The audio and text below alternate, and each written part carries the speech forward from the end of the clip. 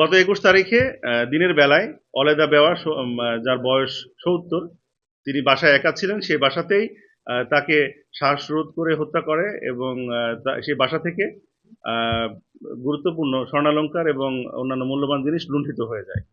এই মামলায় আমরা আজকে গত রাতে দুজনকে সাভার থেকে, রাব্বি এবং রাজকে সাভার থেকে এবং শান্তকে ঘোড়াঘাট থেকে আমরা গ্রেপ্তার করি এবং তাদের কাছ থেকে এই স্বর্ণালংকার সহ মূল্যবান জিনিস উদ্ধার হয় এবং তারা প্রাথমিকভাবে আমাদের কাছে স্বীকার করে, ঘটনার সাথে সম্পৃক্ততা স্বীকার করে এবং তারা কেন এই হত্যাকাণ্ডটি ঘটিয়েছে সেটিও আমাদেরকে বর্ণনা দেয় এবং হত্যাকাণ্ডের পরে এবং লুণ্ঠিত জিনিসপত্র নিয়ে তারা কোথায় কোথায় অবস্থান করেছে, কিভাবে অবস্থান করেছে, তাদের অ্যাক্টিভিটিস সম্পর্কে আমাদেরকে প্রাথমিকভাবে বলেছে এবং তারা বিজ্ঞ আদালতে জবানবন্দি দিবে মর্মে তারা আমাদের কাছে স্বীকার করেছে।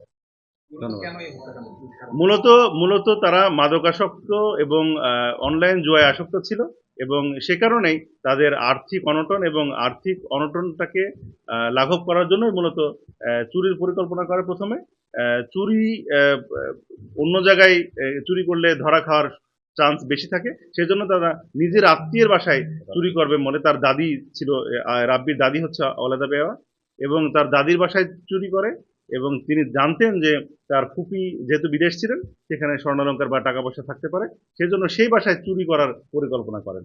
পরবর্তীতে ঘটনাস্থলে গিয়ে যেহেতু তার দাদি মানে জেগেছিল বা তার দাদি বুঝতে পারে, সেজন্য পরবর্তীতে হত্যাকাণ্ডের পরিকল্পনা বা হত্যাকাণ্ডটি সংঘটিত হয়।